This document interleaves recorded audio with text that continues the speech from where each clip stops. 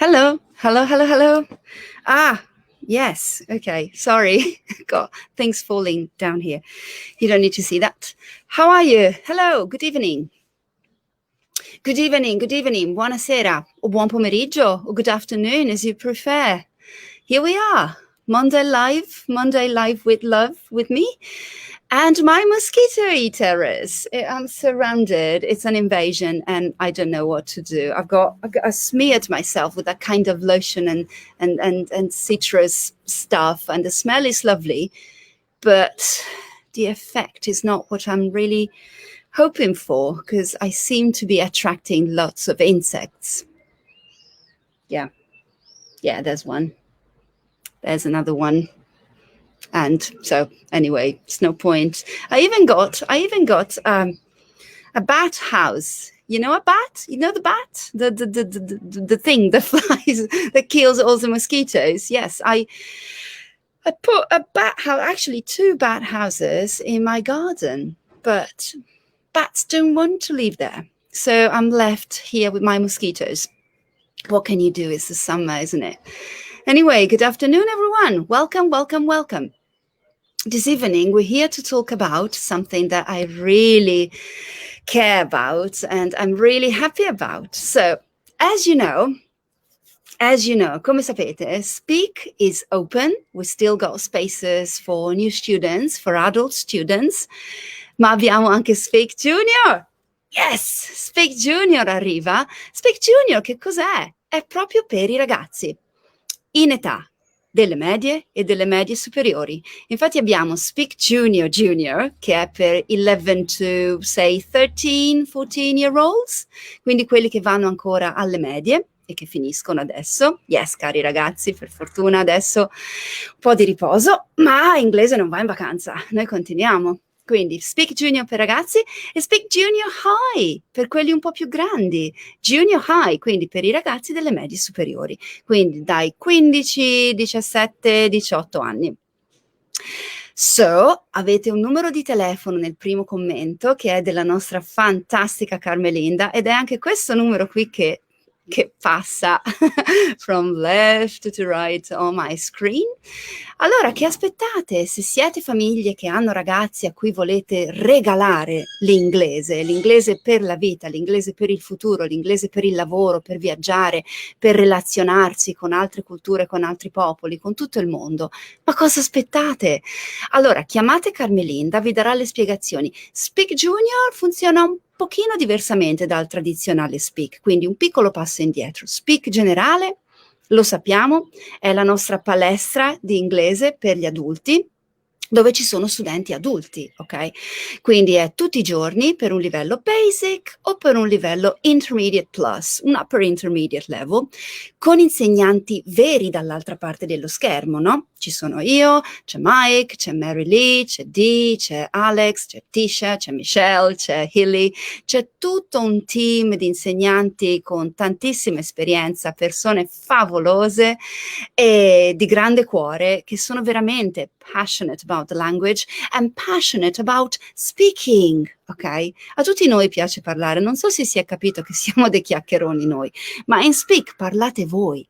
Quindi Speak Adults lo sappiamo, funziona e si va avanti, ma con Speak Junior parlano anche più giovani, parlano quelli più young, ok?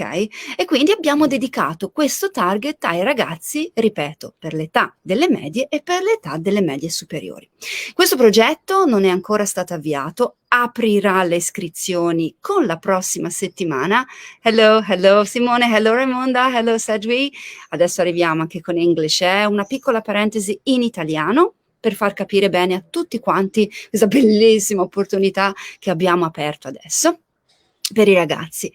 Quindi se siete famiglie con figli in questa età, tra gli 11 e i 17 anni, più o meno, questo è il nostro focus, che aspettate? Regalategli l'inglese, teneteli occupati, ma in una prospettiva diversa sulla lingua, una prospettiva molto pratica, molto hands-on, secondo lo stile di Speak.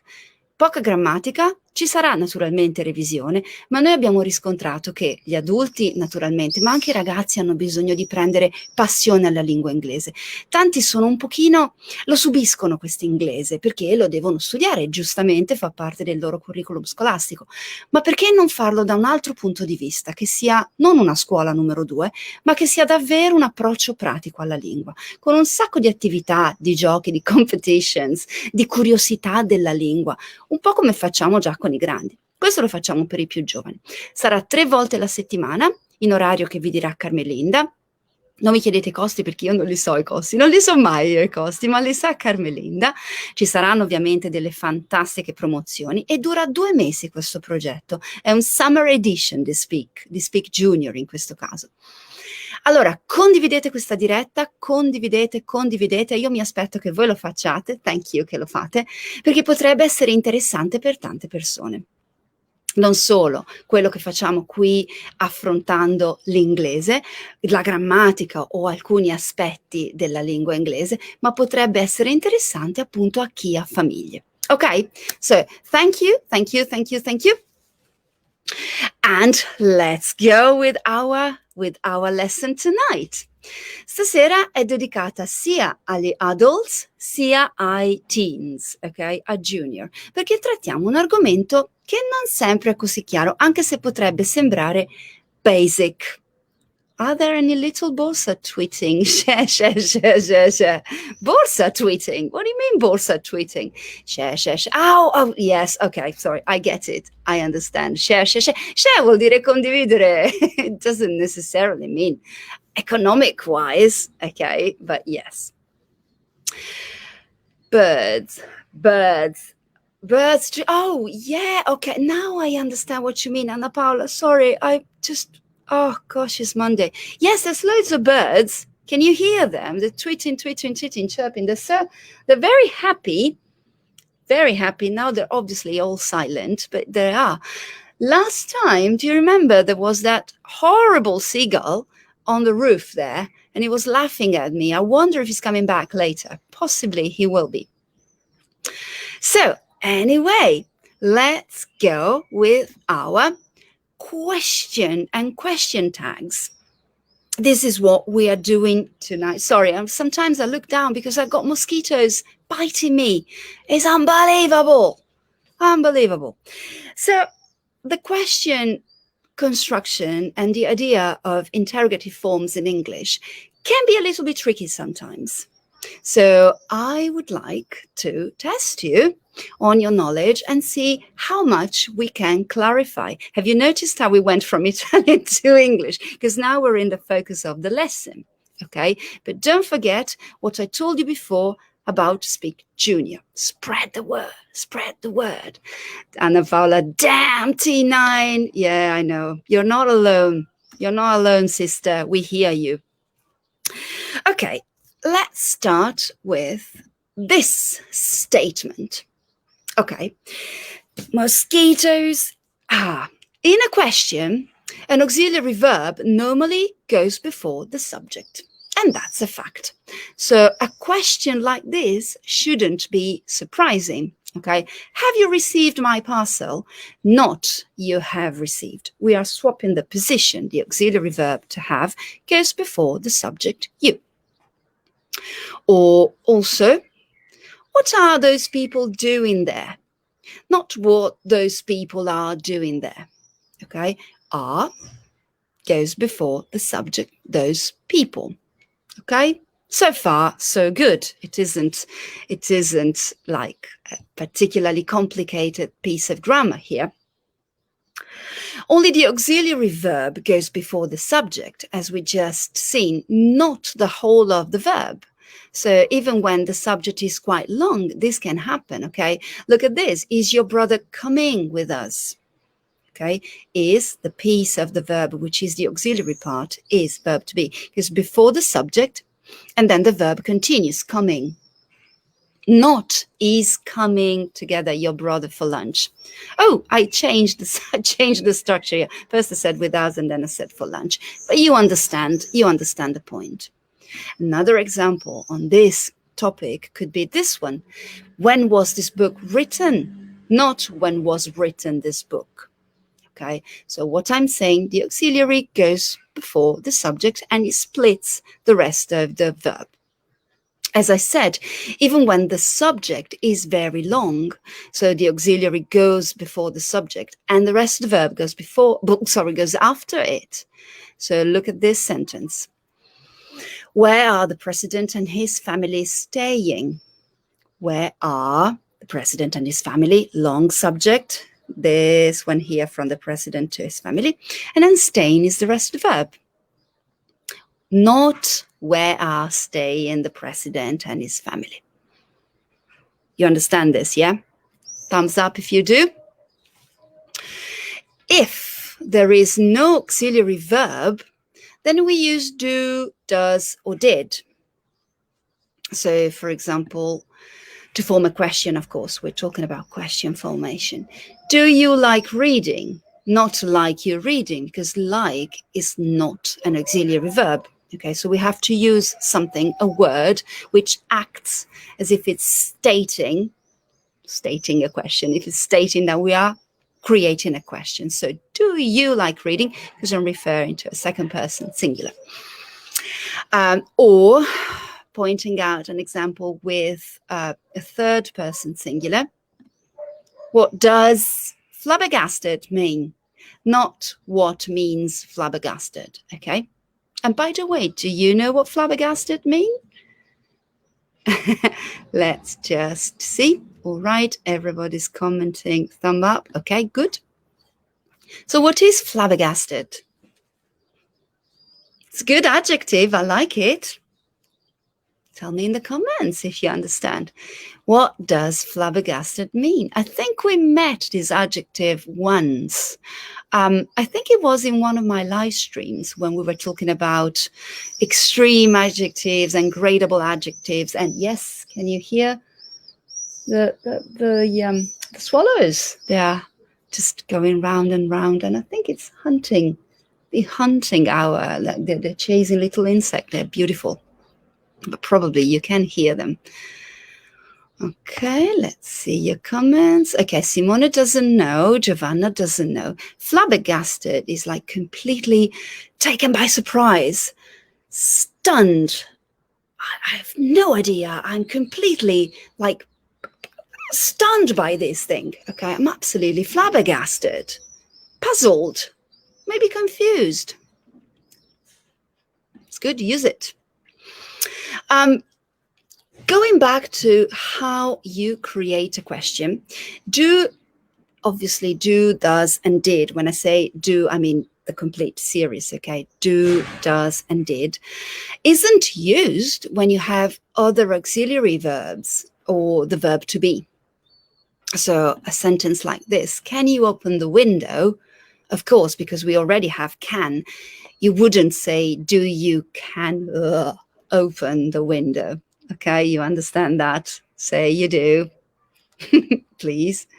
Sbalordito, yes, sbalordito, astonished, stunned, dazzled. Yeah, dazzled, puzzled, stunned, flabbergasted. Yeah, it's a good word. It's a good word. I don't often use it. Or another example with a different auxiliary than do is, have you seen Katie? Not, do you have seen Katie? Okay. Have you seen Katie? Example of present perfect. Another way of creating questions involves the structure of the infinitive, but without to. Okay, we know that the infinitive form of the verbs, as of the dictionary, it's to eat, to go, to listen, to spend, to cook. Any verb with to is the complete infinitive form. In this case, after do, just pointing out, you already know this, but it's good to be pointed out a few things. So after the do, we use the infinitive form of the verb, but without the to. This may not be so obvious. In a phrase like this, what does your mother want? Without the S, because want is the infinitive form of the verb to want, but without the to. This is why we do not say, what does your mother wants, with an S, okay? It's like the S is being absorbed into the does word, if you want to think it this way. Comments, appalled, yes, appalled is another one. Good, you're still thinking about the flabbergasted thing. Good, good. Whatever makes you think is good. Did you go to the beach last weekend? Not did you went. Again, here we have the do word in the past form, did. Did doesn't have the third person singular with an S, of course. Did is did, like every past, every form of the past verb. But again, go is the infinitive form of the verb to go without the to. This is why we're not going past. Or in a way that we put it before with does, the past is absorbed into the did auxiliary. Okay? And then we have this situation. Question words, who, which, what, whose, WH questions, which act as subject. So you have to analyze the phrase, the sentence, and understand if these question words are actually subjects or objects. When these words are subjects or even part of the subject, and I'm sorry that I'm scratching, but mosquitoes are killing me. So when these words are subject or part of the subject, the question word comes before the verb. And do normally isn't used. Oh, mosquito, big one. Did you actually see that? It flew just before me. Where is it now? It's gone away. Birds, where are you? You need to actually eat all this. Anyway, let's go practical. Let's create some example. So who left the window open? Who is the subject of the verb to open, actually to leave the window open, okay? So you cannot use the auxiliary do, does, or did. It doesn't work like that. You wouldn't have who did leave the window open. No. Who left the window open? Comment. Mosquitoes is zanzara. Yeah. Just use a mosquito net, please, Simone. Yeah, but I can't put a mosquito net around me. I'm in the open air. I'm outside, I'm on my terrace, and yeah, I did spray something on myself. I'm sorry that I'm bothering you, Simone. I know it's very annoying. Sorry. It's annoying for me. And you have to listen to me complaining about mosquitoes. I apologize. I'm not doing this any longer. Sorry. Again, another one of those question words, who, which, what, and whose. Whose? What is whose? The key. Okay, whose. So another example could be this one, where the question word is the subject. Which looks better, the green or the blue one? I did ask this question earlier on to my husband when I was choosing the t-shirt. So which looks better, the green or the blue one? Not which does look better. I'm joking, Simone. Yeah, I know, but you're right. You are right. And Raimonda says, has your lovely black cat already joined you? Good English. No, he hasn't. And I don't think he will, actually, because there's no one to be found. I think he's in the garden or on the roof or somewhere. I did call him. I did, but it's not here. I don't know. He knows better. And the classic, what happened? What happened? What is the subject of this sentence? So you wouldn't say what did happen, but what happened? Or again, a question word, how? How many people work there? Not how many people do work there, because we have the subject there. When a question word is the object, so who, when, what, which, whose is the object of the sentence, do is used. So you have a phrase like this, who do you want to speak to? You is the subject, so who becomes the object. which person do you want to speak to? Who do you want to speak to? Or which do you prefer, tea or coffee? So what's going on? What's going on? What's going on? Yes, Raimonda, what's going on? Miss Richie too. You miss Richie? Yeah. I'm not sure I miss him tonight because he was a little bit naughty earlier on. He scratched my sofa. So maybe this is why he's not here. But what can you do? Cats have to be cats, don't they? Or what do you think? What do you think? You is the subject and what becomes the object, not the subject of the sentence any longer. Okay? Probably this is all quite obvious to you and you do understand all of this. But I find that it is a good idea sometimes to point out a few basic situations because then we have to practice. But as usual, remember, as I just said, it's all very well to understand logically and in writing all these situations and all these sentences. But you will see, especially in the next part of this mini lesson, how important it is to practice and to repeat and to use these situations and these structures because they get lost otherwise. You know, if you don't practice and if you don't practice out loud, a voce alta, we lose them. And we have to get in the habit of practicing, and the intonation conveys a certain type of meaning that otherwise is lost. Okay, look at this next part. Whose book are you reading now, Alida? Yes, whose book? Di chi libro? It's funny, isn't it, the structure in English? But this is exactly how it works. Whose book are you reading now, Mosquito? Mosquito.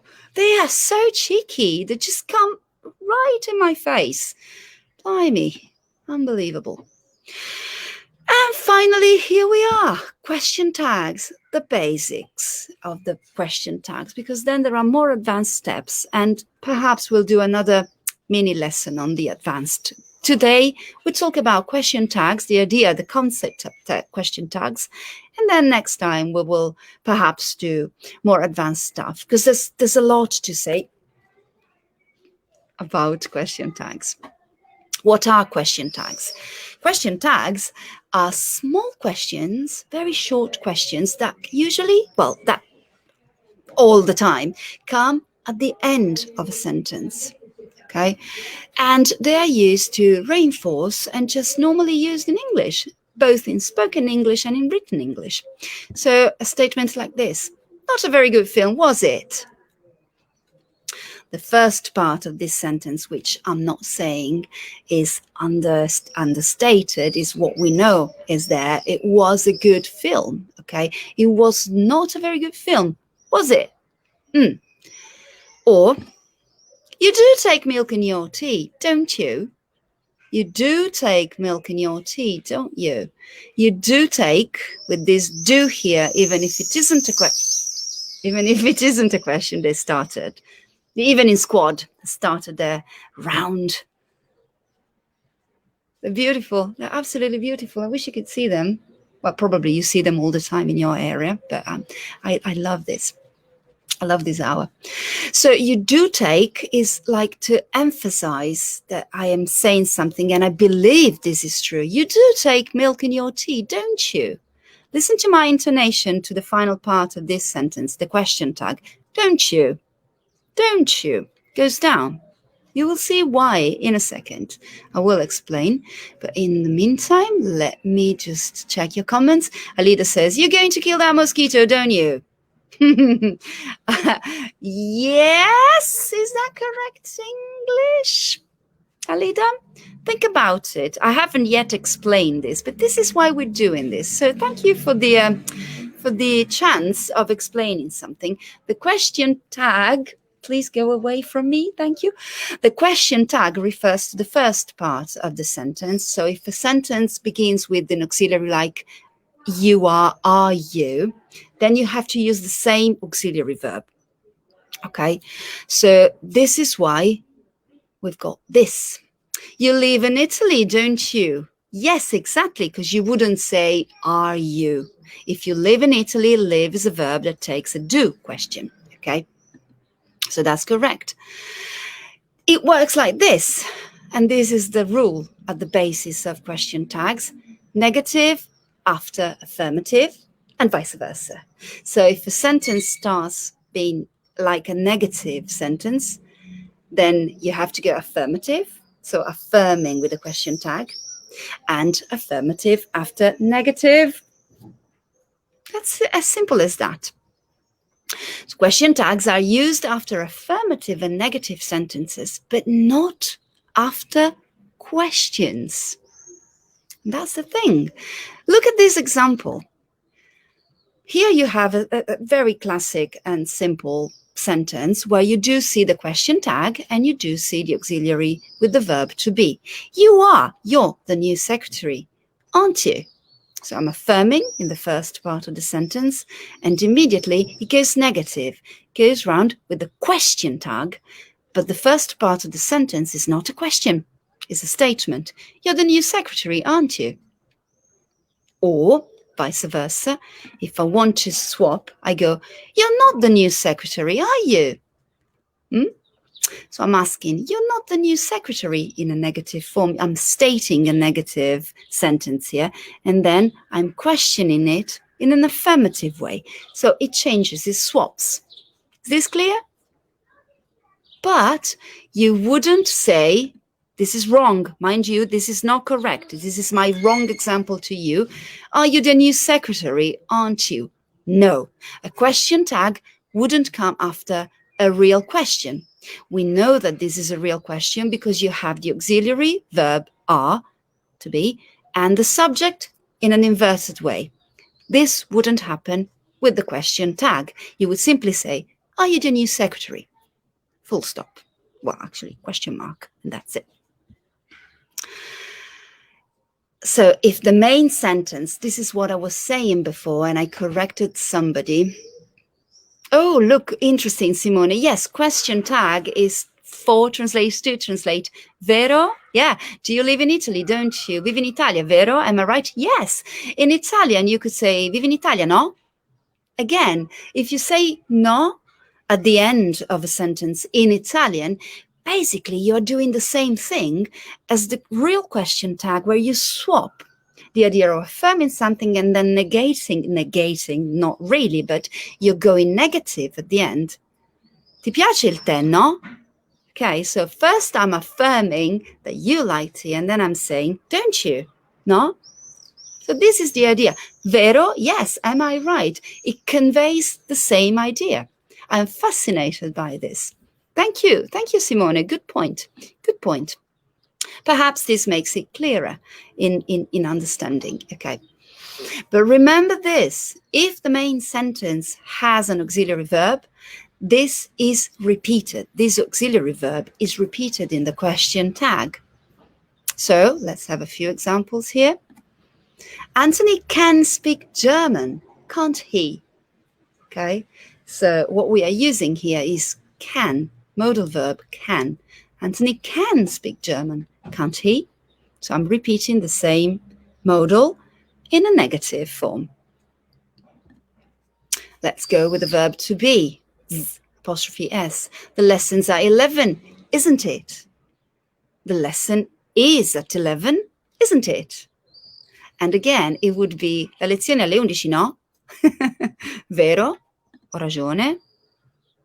Yes, to translate. Yes, Simone, yeah, I understand. Don't worry about getting things misspelled, or I know you want to type, you as in you all, you want to type and you want to take part in this, and that's wonderful. And I'm so thankful for you when you do this. So keep doing, and don't worry if you make a mistake. Okay. But again, remember that the important thing is to practice, practice, practice, practice. You would do that for me, wouldn't you? Yes, Alida. Again, now we're going to see something interesting about intonation here. Another kind of typical question tag is with did, because let's not forget there's a past. You didn't buy any bread, did you? I asked this to my husband again. This happened yesterday. Went shopping for food and he forgot the bread, which I asked him to buy. So I said, okay, Didn't buy any bread, did you? Did you? Listen to the intonation. There's an explanation to this. You wouldn't like a kitten, would you? Non ti piacerebbe un gattino? Would be, the intonation conveys a certain type of request, a genuine question. You wouldn't like a kitten, would you? If the main sentence has no auxiliary, then we use do or does or did in the tag. Like somebody said before, you like chocolate, don't you? You like chocolate, don't you? There is no auxiliary here because like doesn't take any auxiliary. So don't you?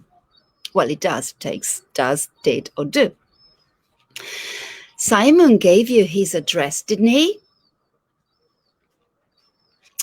Past form of the same concept. Okay, question tag. Gave, we are in the past tense. And so obviously the question tag has to be the opposite of what is being stated. So affirmative goes negative.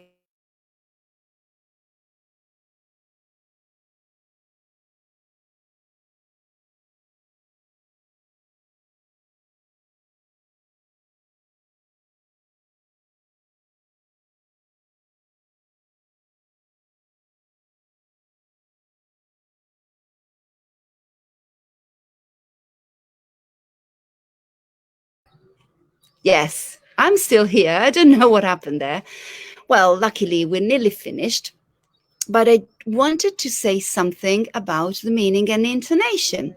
So a little point. If it is a real question that we are asking, if it is a genuine question, the question tag goes up, the intonation goes up.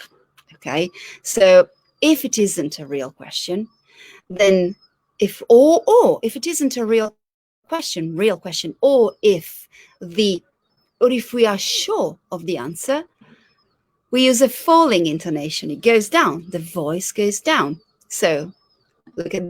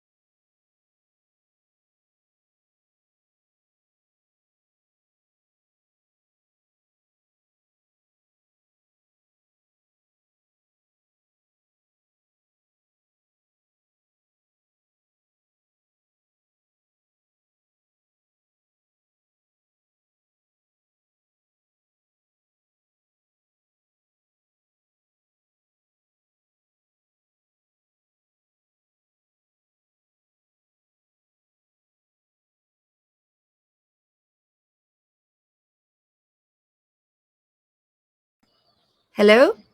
I'm still here. I don't know what happened. Please tell me that you're still with me. I haven't gone away, I promise. Probably there's some turbulence, some connection problem. Anyway, nearly finished. These were the two examples that I wanted to show to you.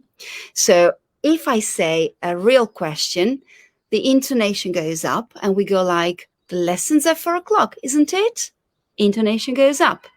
If it isn't a real question, in this case, I'm just stating the obvious and I already know the answer, the intonation goes down. It's a falling intonation. So it's a lovely day, isn't it? It's a lovely day, isn't it? Right. I promise I have finished because I can't take these mosquitoes anymore. It's pity because I like doing these streams from my terrace. Anyway, thank you for being with me. And I'm sorry about what happened with the connection. I have no idea what happened there. What happened?